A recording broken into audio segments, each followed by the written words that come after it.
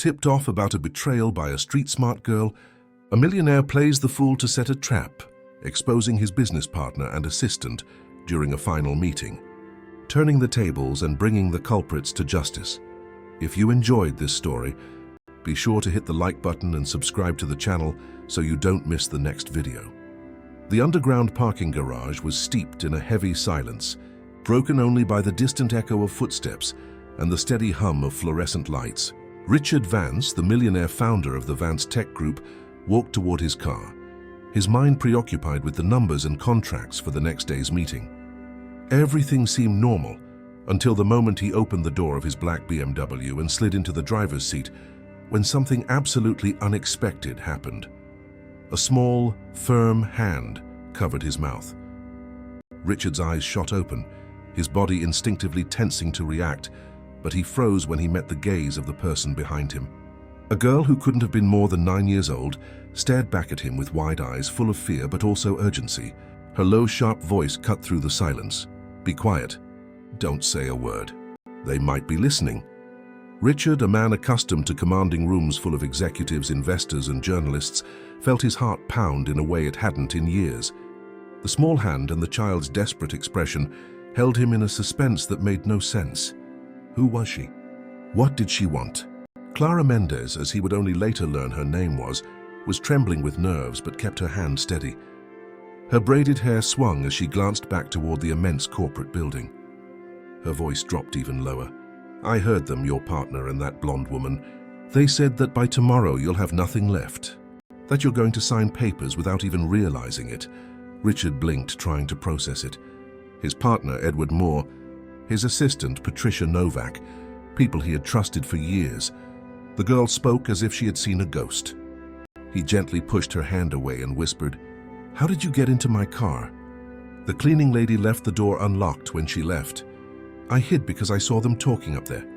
Clara's eyes filled with tears, but her voice remained firm. "They laughed at you. They called you their obedient little lapdog and said that tomorrow everything would be theirs." The words hit Richard like a punch to the gut. A knot formed in his throat. For years he had believed that loyalty was the foundation of everything. But now a child from the streets was warning him of the greatest betrayal of his life. He tried to remain calm, but panic was beginning to bubble up inside him. Who was this girl to risk so much? Why warn him? Clara seemed to read his thoughts as she added, "My grandma always used to say, when you see someone getting stepped on and you can help, you do it. Because tomorrow it could be you." Richard took a deep breath. In the rearview mirror, the lights on the 10th floor were going out one by one. Edward and Patricia were probably on their way down, believing their plan was perfect. What they didn't know was that an unlikely warning had just changed the game entirely. And Richard, for the first time in a long time, didn't know if he was about to lose everything or begin the fight of his life. Richard kept his hands on the steering wheel, but didn't start the car. His heart was beating so hard he could feel the blood pulsing in his ears. The girl remained in the back seat, her eyes fixed on the rearview mirror, as if expecting someone to appear at any moment and drag them out of the car. "Do you have any idea what you're saying?" he whispered, trying to sound calm, but his voice cracked. Clara shrugged as if she were used to not being taken seriously. "I heard every word. They said you'll sign without reading tomorrow, that you'll smile, thinking you're getting richer. But by the time you realize what's happened, it'll be too late." Richard gripped the wheel tightly. Edward Moore, his partner for nearly 20 years. Patricia, his faithful assistant who knew his schedule, his passwords, his habits. It was absurd to imagine they could betray him. But the look in the girl's eyes didn't seem like a fabrication. It was the look of someone who had seen danger up close. "Why were you up there?" he asked, frowning. "How did a kid manage to hear all this?" Clara took a deep breath, as if she had already repeated the story to herself many times. "Sometimes I hang around the hallways at night. I sleep where I can find a space. The security guard doesn't mind. He pretends he doesn't see me. Tonight, when I passed the conference room, the door was ajar. They were talking loud, laughing at you. I hid. If I hadn't heard them, you'd be finished." The words echoed inside him. Finished. Richard felt a chill run down his spine. He didn't want to believe it, but recent memories began to align like pieces of a puzzle. The way Edward had been pushing him to trust more and review documents less. The times Patricia seemed to have too much access. The conversations that stopped abruptly when he entered a room. Suddenly, Clara leaned forward and whispered with even more intensity, "Look." She pointed to the rear-view mirror. Richard saw the reflection of two figures passing through the garage entrance. He immediately recognized Edward's confident posture and Patricia's elegant stride. His stomach turned. "They said you'd be here right now," Clara whispered, shrinking back into the seat. Richard almost started the car but stopped himself. If he sped off, he would draw attention. He needed to appear normal, but sweat was already trickling down his forehead. He swallowed hard and asked, "Why are you helping me?" "What's in it for you?" Clara took a moment to answer. Her large, moist eyes shone in the dim light. "Because I know what it's like when nobody believes you, when people treat you like you're invisible. They were talking about you like you were stupid, and it made me angry." Richard turned to face her, and for the first time in a long time, he felt a lump in his throat that had nothing to do with business but with humanity. This girl with nothing to lose was giving him the greatest gift of all, the truth. And that night, he began to wonder if the entire empire he had built was about to crumble because of the blind trust he had always cherished. Before we continue this story, don't forget to subscribe to the channel and comment with your name and the city you're watching from. Richard kept the car off, as if turning the engine would awaken a nightmare from which he could no longer escape. His hands were clammy and his chest felt tight, while the image of his partner and assistant leaving the building burned in his mind. Edward, the man with whom he had shared dreams and deals for 2 decades. Patricia, who seemed so loyal she knew every detail of his routine. And now this girl was telling him they were ready to destroy him in a single day. Clara, huddled in the back seat, seemed even more alert than he was. Her eyes shone like headlights, watching every shadow in the garage. There was no ordinary fear there. There was survival. "I don't know what to think," Richard murmured. "I've spent my life believing in loyalty. I built everything on trust." Clara lifted her chin, her voice firm despite her age. "Sometimes the people who smile at you the most are the ones who most want to see you fall. My grandma used to say that a snake only bites those who get close." The words felt like a slap in the face. Richard had always believed generosity was a strength, but now he felt like a fool. How many times had he heard Edward tell him to relax, to let him handle the negotiations? How many times had Patricia made him sign papers, already highlighted with colored markers, assuring him it was just routine bureaucracy? He took a deep breath, trying to push away the knot growing in his throat.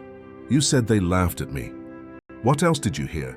Clara wrung her hands in her lap, hesitated, then spoke. "They said you don't even notice things, that you trust so much it's too easy to fool you." The blonde woman laughed. "She said that tomorrow after you sign, you'll have to go look for another job." Richard's chest burned. The empire he had painstakingly built seemed about to be ripped from his hands, and worst of all, by the people he believed in most. He turned and looked directly at Clara. The girl didn't look away. For a moment, he saw something in her eyes that he didn't see in executives, board members, or investors. Truth. "You risked your life to tell me this, didn't you?"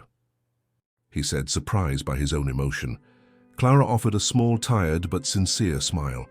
"If I'd stayed quiet, tomorrow might have been too late. I know what it's like to lose everything with no one to stand up for you." Richard felt a shiver. For the first time in years, someone with nothing to gain was on his side.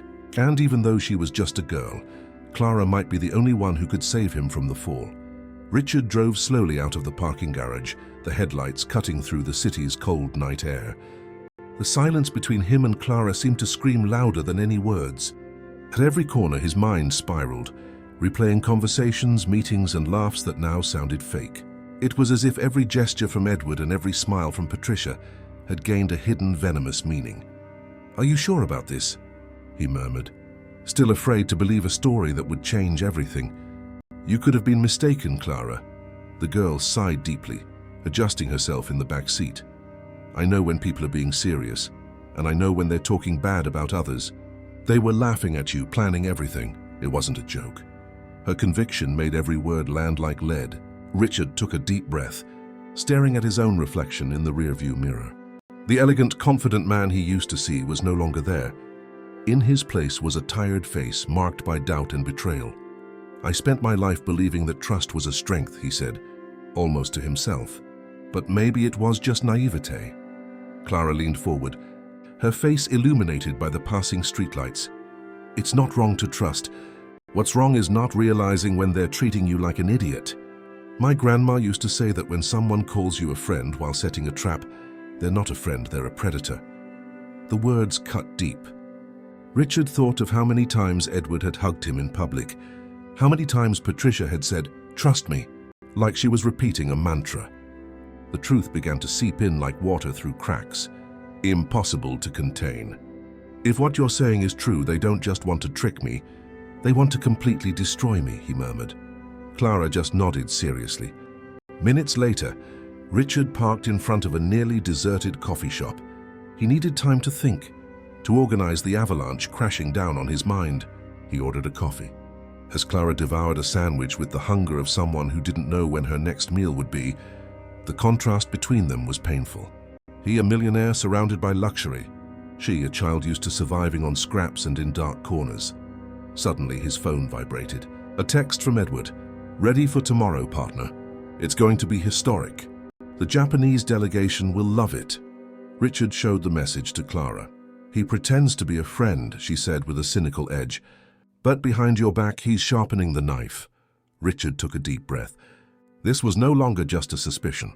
It was confirmation that the girl wasn't lying. He needed proof, and he needed someone he could truly trust. A name came to mind: Owen Ramos, the former investigator Edward had fired under the excuse of budget cuts. Perhaps he was the missing piece to turn the tables. As Clara finished her sandwich, Richard made the decision that would change everything. He would not be the victim. The next morning, Richard woke up with a heavy head and swollen eyes. He had slept little, disturbed by the memory of the girl covering his mouth in the car and the cruel phrases she had repeated about Edward and Patricia. Sitting at the table, he listlessly stirred his coffee, while Clara watched in silence, wrapped in a blanket he had found in a closet. The child seemed out of place in the luxurious apartment, but her watchful gaze missed nothing.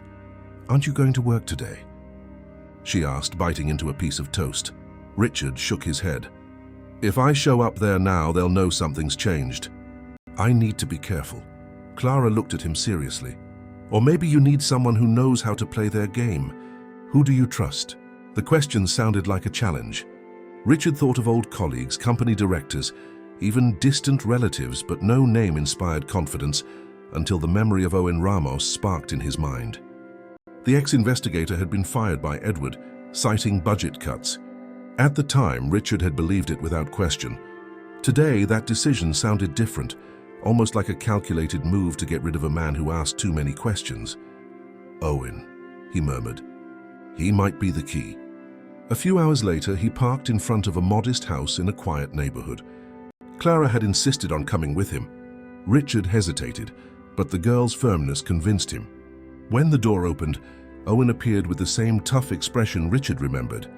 A man of 45, with a scruffy beard, sharp eyes, and hands marked by scars. He narrowed his eyes when he saw Richard. Then his gaze shifted to Clara, curious. "I thought I'd never hear from you again," Owen said, crossing his arms. "What happened?" Richard took a deep breath. "What happened is that you might have been right all along." They went inside. The simple living room contrasted with the lavish offices Richard frequented. Clara sat quietly in a corner, observing every detail. Richard explained in a low voice everything the girl had heard.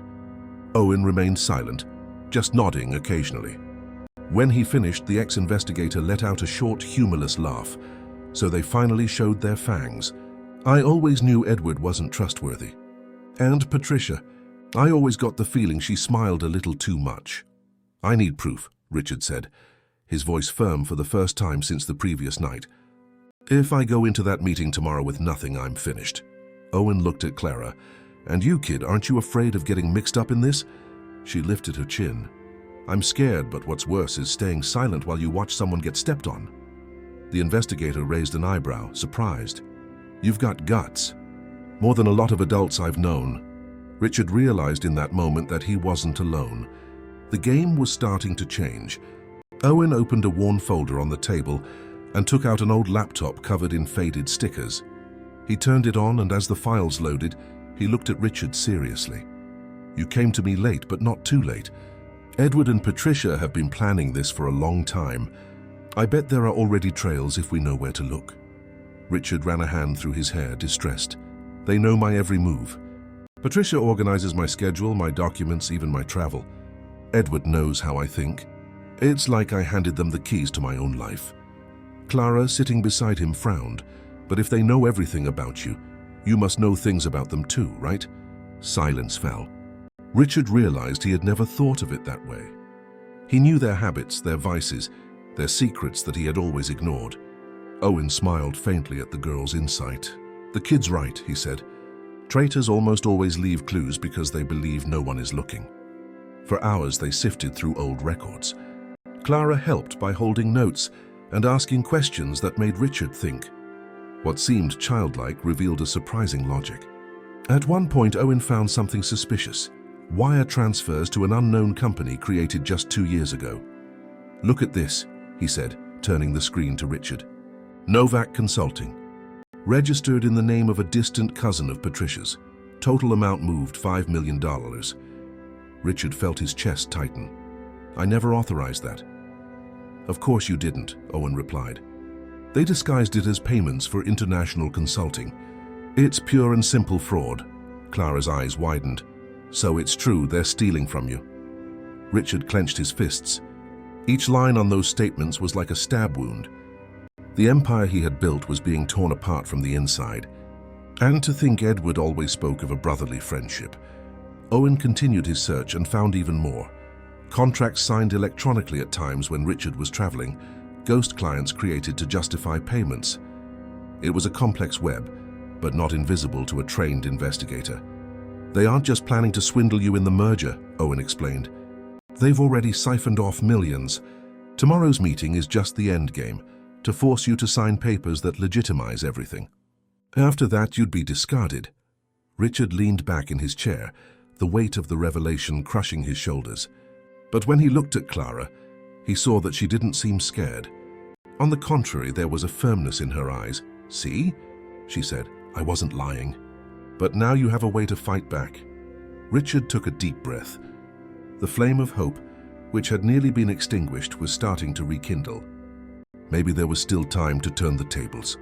Night fell heavy over the city as Richard, Owen and Clara remained seated around the table, surrounded by notes, printed statements, and screens full of evidence. The air was thick with tension. It felt as if every word spoken could be heard through the walls, where invisible enemies waited to strike. "They have the advantage because they believe you're blind," Owen said in a firm voice. "Walking into that room tomorrow and feigning ignorance will buy you time. The key is to behave exactly as they expect." Richard frowned. "In other words, like an obedient fool." Owen nodded. "Exactly. Pretend to be the same man you've always been. But behind that smile, you have to be ready for the final blow." Clara, who had been observing everything in silence, spoke up. "My grandma used to say a snake only feels safe when it thinks no one can see it. You have to let them believe they're still hidden." The girl's words echoed in Richard's mind. It seemed absurd to depend on a child at such a critical moment, but she saw truths he had ignored for years. "And how are we going to expose everything?" he asked, his voice thick with contained desperation. Owen opened a folder and took out a small recording device. "We already have paper proof, but we need something irrefutable. A confession.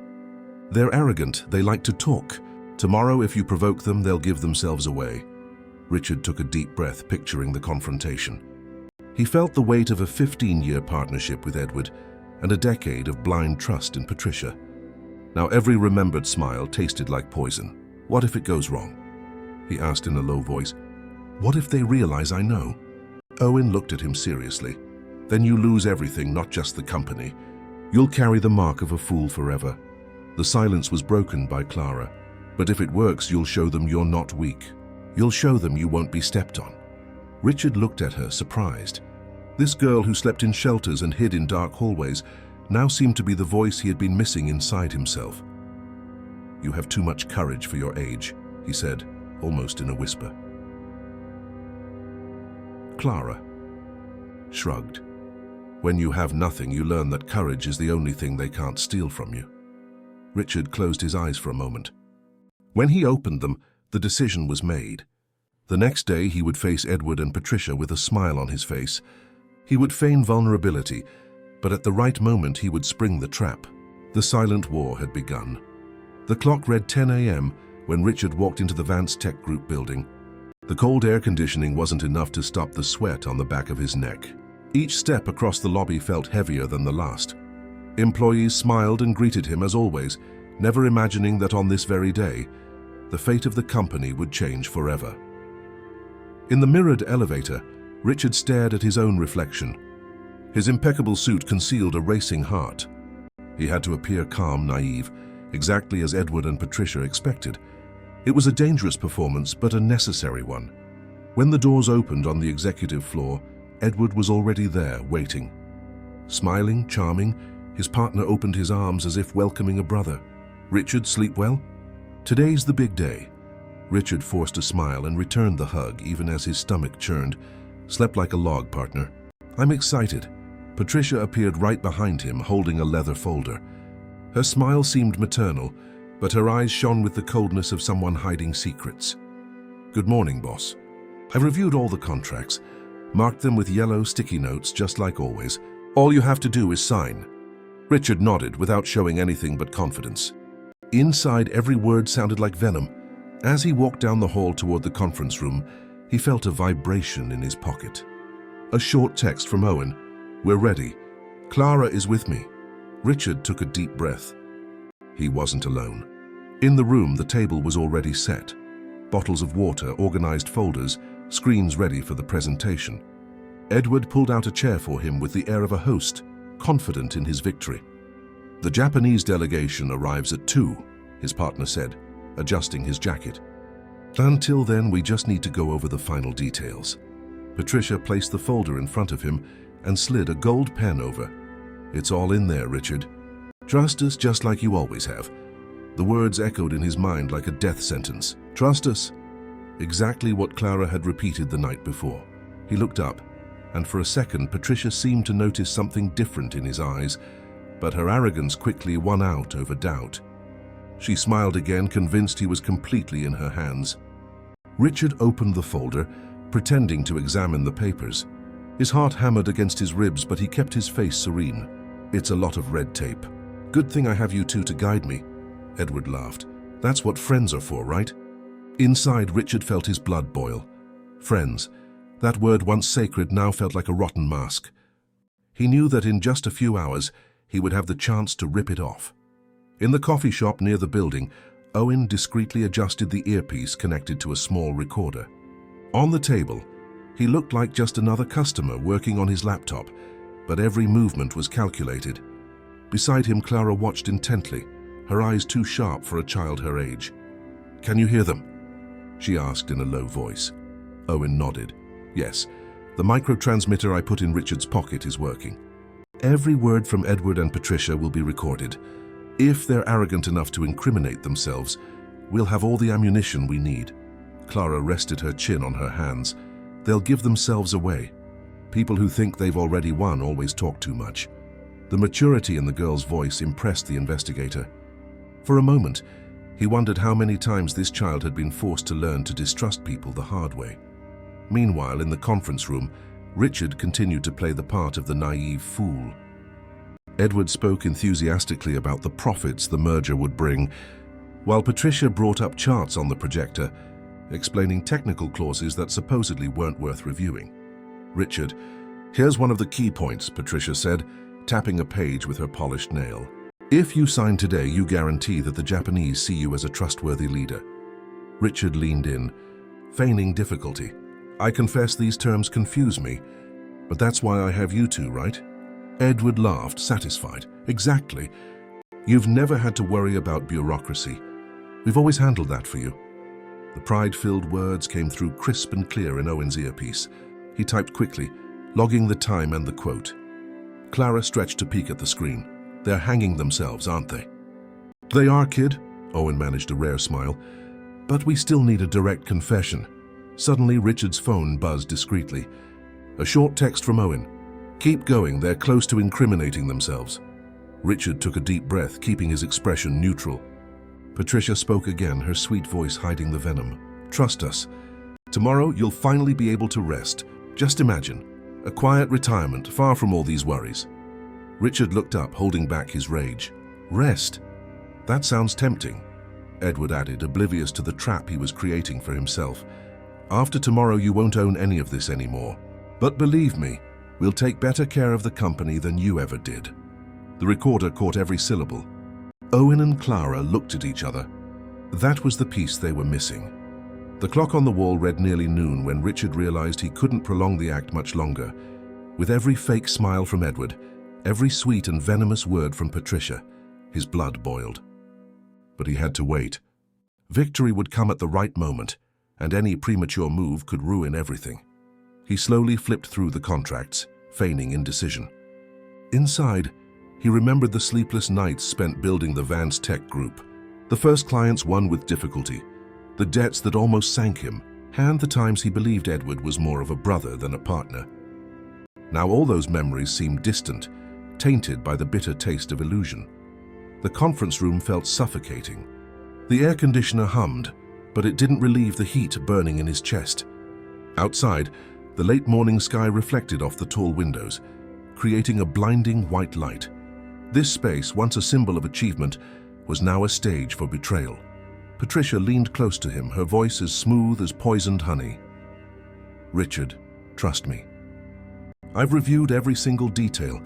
Everything is perfect." He looked up, forcing a smile. "I know I can count on you. I always have." The sentence was loaded with irony, but she didn't notice. The gleam of self-confidence in her eyes showed she was convinced the trap was set. Edward, beside her, tapped his fingers on the table, unable to contain his anticipation for victory. Meanwhile, in the coffee shop across the street, Owen reviewed the recorded snippets with focus. Clara nibbled on a cookie, her restless eyes fixed on the screen. "They've already said horrible things. Why isn't it enough yet?" "Because we need them to talk about numbers, about the embezzled money, about the plan to remove him from control," Owen explained patiently. "The more details, the stronger the case." Clara crossed her arms and replied firmly, "They talk about him like he's an idiot." "That should be enough," Owen smirked. "Maybe we should have more kids instead of lawyers." Back in the conference room, Edward raised a glass of water and toasted the air. "Tomorrow will be historic. We're finally taking control. And you, Richard, can finally rest without carrying this burden." The sentence landed like poison, but Richard kept his face serene. He feigned a laugh. "Rest sounds good to me." His phone vibrated again. Another short text from Owen. "We're ready. Almost there." "Hold steady." Richard placed his hands on the table, taking a deep breath. He looked at Edward, then at Patricia. In that instant, he no longer saw them as partners or friends. He saw disguised predators, believing he was the perfect prey. But what they didn't know was that the silent lamb had already grown sharp fangs, and when the moment came, they would be the ones cornered. At 2 p.m. sharp, the elevator doors opened, and 3 Japanese investors emerged on the executive floor. They wore impeccable suits, every gesture marked by politeness and formality. Edward practically jumped out of his chair to greet them, a wide smile plastered on his face, as if he were the true owner of the company. Patricia followed close behind, adjusting her leather folder while nodding with a posture that mixed reverence and false modesty. "Welcome," Edward exclaimed, bowing slightly. "It is an honor to have you here for this historic moment." Richard remained seated for a few seconds, taking a deep breath. Then he stood, greeting them with a firm handshake. His grip was steady, but his mind was racing. He had to balance the image of the leader he had always been with the appearance of naivete that was part of the game. The Japanese men sat at the table, observing their surroundings with discretion. One of them, Mr. Tanaka, adjusted his glasses and commented in slow, measured English, "We hope this partnership will bring mutual benefits." "Absolutely," Edward replied, rushing to open the presentation slides. "Vance Tech is ready to take the next step." As he spoke, Patricia placed the contracts in front of Richard, discreetly pushing the gold pen closer to his hand. The gesture seemed small, but it was the culmination of years of carefully planned betrayal. Richard maintained a calm expression, pretending not to notice the subtle pressure. He opened the documents, turning the pages, slowly. Inside, he remembered Clara's words. "They think you're an obedient little lapdog. Prove them wrong." Across the street, Owen was listening to everything through his earpiece. Clara, restless, swung her legs under the coffee shop table. "They're practically forcing him to sign, aren't they?" "They are," Owen confirmed, his eyes fixed on the recorder. "But he knows what he's doing. This is where we need nerves of steel." Back in the room, Edward leaned in and whispered in Richard's ear, as if giving friendly advice. "Sign without fear. After today, your life will never be the same." Richard held the pen, letting the silence hang for several long seconds. Everyone watched him anxiously. Edward and Patricia exchanged triumphant glances. The Japanese investors waited, serious, and Richard inside felt that the show was about to begin. The curtain hadn't fallen yet, but the stage was set. Richard held the pen between his fingers, turning it slowly, as if undecided. The silence in the room was deafening. Even the hum of the air conditioning seemed louder than usual.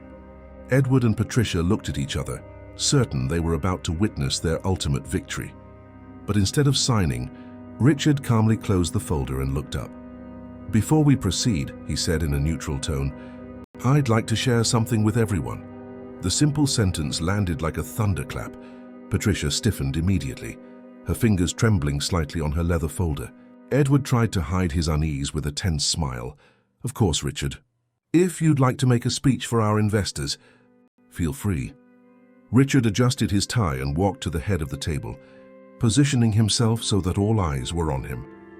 15 years ago, I founded this company on the idea that trust was the foundation of any partnership. I believed that loyalty and friendship could be stronger than any contract. The words echoed through the silent room. Patricia bit her lower lip, and Edward crossed his arms, restless. "For a long time," Richard continued, "I thought I didn't need to look at the details. I trusted too much. And as they say, when you're not paying attention, there's always someone ready to take advantage." "Richard," Patricia cut in, trying to sound firm, "I think we should stay focused on the merger. The investors didn't come here to listen to—" "They came to hear the truth," he interrupted, looking her straight in the eye. The Japanese investors exchanged silent glances. Mr. Tanaka frowned, adjusting his glasses. The youngest, Mr. Sato, leaned forward discreetly, visibly intrigued, while the third, Mr. Yamazaki, who had not spoken a word, stroked his chin, watching Richard's every move. Edward cleared his throat, trying to regain control. "What is all this about? Are you nervous, Richard? We all know you've never liked bureaucracy." Richard smiled almost imperceptibly. "That's true, Edward. I've never liked bureaucracy, but I've learned that ignoring it can be very costly." Across the street, Clara's eyes widened as she listened through Owen's earpiece. "He's starting, isn't he?" she whispered. "Yes, he is," Owen replied, recording every second. "Now is when they start to sweat." In the room, Richard slowly opened another folder, different from the one Patricia had placed before him. It was thicker, filled with documents and colored dividers. As he set it on the table, the sound echoed like a muffled clap of thunder. Edward and Patricia turned pale. Patricia reached out as if to stop him, but then pulled her hand back. "And what is this?" Edward asked, his voice faltering. Richard stared at them both, his gaze unwavering. "Let's just call it the real contract. The contract of truth." Richard opened the thicker folder calmly, as if in no hurry. He pulled out a stack of documents held together by metal clips. The sound of the paper being placed on the table made Patricia shrink in her chair. Edward maintained his forced smile, but his fingers drummed against the table, betraying his anxiety. "These are internal reports," Richard said, turning the pages so everyone could see. "Suspicious transfers, fake contracts, shell companies. A meticulously constructed scheme, 2 years in the making." The investor's eyes narrowed. Mr. Tanaka leaned in, examining the papers with a serious expression. "This is very grave." Edward laughed, but his voice was nervous. "Richard, what are you doing?" "These papers mean nothing. It's just your interpretation." "Interpretation?" Richard held up another sheet, showing a signature identical to Edward's on a contract for a ghost company. "This is your signature, Edward. Do you recognize it?" The silence was deafening. Patricia cleared her throat, trying to find an escape. "There must be some mistake." Richard didn't let her finish. "The mistake was believing you could fool me forever." His voice was firm, cutting. I trusted you. I gave you power, access, opportunities, and you repaid me by trying to destroy me." Across the street, Clara slapped her hands on the coffee shop table, excited. "I knew it. They have no way out now." Owen, more composed, smirked. "This is just the beginning, kid. Their fall needs to be public and absolute." In the room, Edward no longer hid his anger. "You can't prove a thing. This is nothing but a cheap performance to impress our guests." Richard took a deep breath, as if he had been expecting exactly that reaction. With a gesture, he turned on the projector.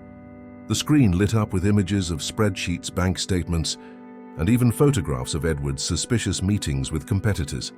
"This, gentlemen," Richard explained, turning to the investors, "is what was really behind this merger. Not growth, not innovation, but money laundering." The Japanese men exchanged heavy looks. Mr. Yamazaki closed the folder in front of him with a firm snap.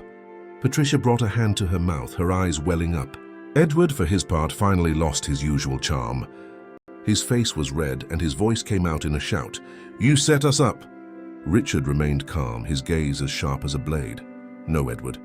You dug your own graves. I just brought the shovel." Edward's shout was still echoing when the conference room door swung open slowly. The metallic creak of the hinges sounded like thunder in the suffocating silence. Everyone turned, surprised. Richard alone maintained his calm expression, as if he already knew what was coming. And then, to everyone's astonishment, a little girl with black braids walked in, accompanied by a social worker. "Clara!" Patricia's eyes grew so wide they nearly popped out of her head. Edward took a step back as if he had seen a ghost.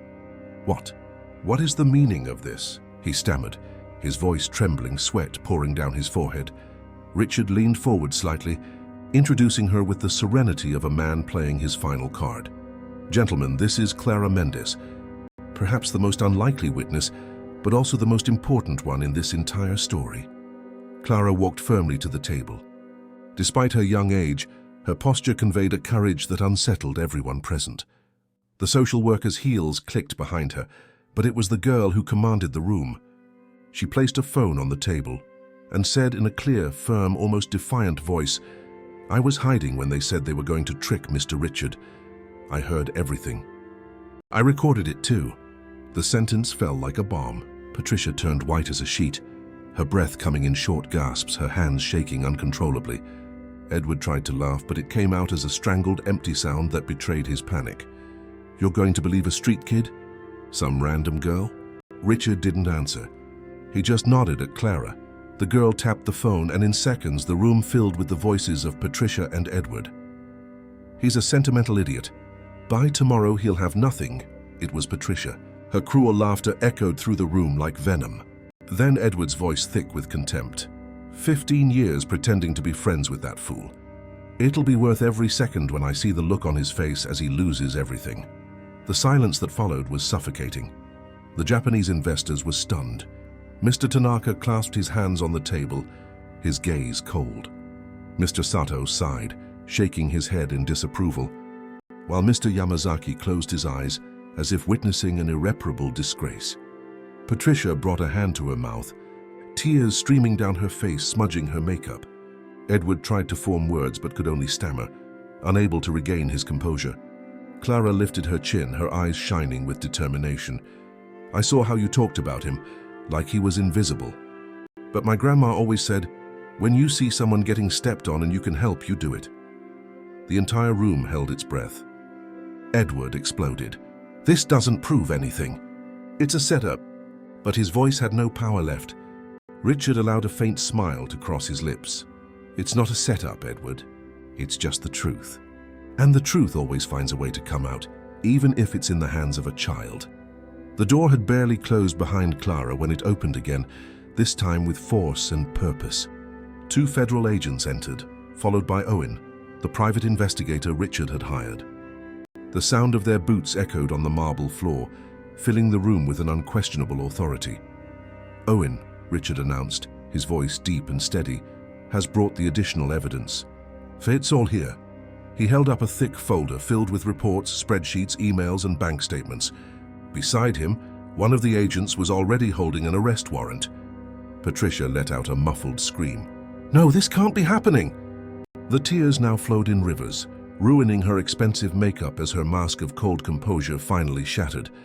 Edward tried to fight back, slamming his palm on the table, sending papers flying like dry leaves. "This is a circus. No judge will accept this evidence. I know the law. I know powerful people," he shouted, his voice cracking, his confidence gone. Owen was unfazed. "You're right, you do. And that's exactly why we were so thorough. Every transaction, every fake contract, every embezzled dollar is documented. The Japanese investors will receive a detailed copy of everything, as will the Justice Department." The investors, who had been watching in silence, began to murmur among themselves. Mr. Tanaka was the first to speak, looking directly at Richard. "We thank you for your transparency. It has become very clear who is worthy of trust at this table." Richard simply inclined his head in respect, but his eyes never left Edward and Patricia. "For years, I considered you family and you answered with betrayal. But today the mask has fallen." An agent moved toward Edward, who recoiled instinctively. "You are under arrest on charges of corporate fraud, embezzlement, and money laundering. Anything you say can and will be used against you." Patricia collapsed into her chair, sobbing loudly. Edward tried to pull away, muttering incoherent insults, but his wrists were soon cuffed with a metallic click that echoed in the room like a final judgment. Clara watched it all, her eyes wide. For a moment, Richard feared the scene would be too much for her, but the girl clenched her fists, stood firm, and watched as the villains were led away. "They won't hurt anyone else, will they?" she asked softly. Richard knelt beside her and answered gently, "No, Clara, they won't hurt anyone else." As Edward and Patricia were escorted out by the agents, the investors remained in respectful silence, as if they were witnessing not just a scandal, but a life lesson. A few even gave Richard a discreet nod, acknowledging the strength he had shown. And deep down they all knew, this was not just the end of a fraud. It was the beginning of something much bigger, a new chapter born from the ashes of betrayal. A few hours later, the conference room was empty. The silence was almost strange, as if the space still held the echoes of the chaos that had just unfolded. Richard remained seated at the head of the table, taking a deep breath, feeling years of weight being slowly replaced by a new sensation: freedom. Clara was beside him, fiddling with the phone she had used to record the evidence. The girl looked tired, but her eyes shone with something Richard hadn't seen in anyone for a long time: hope. Owen walked in carrying a few more documents. "It's done," he said, placing them on the table. "Edward and Patricia will be prosecuted. The press is already running the story. Their reputations are finished." Richard nodded slowly. "And the company?" The investigator smirked. "Stronger than ever. The Japanese delegation cancelled the merger, but they didn't cut ties with you. On the contrary, they're even more interested. Other investors have already requested meetings. Everyone was impressed with how you handled it." Richard took another deep breath. It felt as if the weight of 15 years of naivete had finally been lifted from his shoulders. He looked at Clara, who was now nibbling on a chocolate bar someone had given her. "You know," he began, "I always thought my greatest talent was trusting people. And that's what almost destroyed me." Clara looked up, her expression serious as if she were older than her years. "My grandma used to say that trusting isn't wrong. What's wrong is trusting people who don't deserve it." The simplicity of the sentence hit Richard like a revelation. He smiled, running a hand through the girl's hair. "I think your grandma was a very wise woman." Clara shrugged, but her eyes welled up. "She used to say that sometimes life puts us in strange places just so we can find the people who really matter." Richard felt a lump in his throat. For the first time in many years, it wasn't a contract, a negotiation, or a financial victory that made him feel alive. It was this child sitting beside him, reminding him that not all wealth is measured in dollars. Owen cleared his throat, breaking the silence.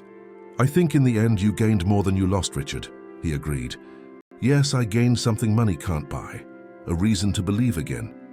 Outside, the city lights sparkled as if heralding a new beginning. Richard knew there would still be battles ahead, but he was no longer alone. He looked at Clara, who smiled shyly, and said in a low voice, almost a promise, "From now on, you will never feel invisible again." Clara rested her head on his shoulder, as if she had finally found a home. And so, in the very place where betrayal had nearly destroyed everything, a new story was born. one not of power, but of trust, family, and hope.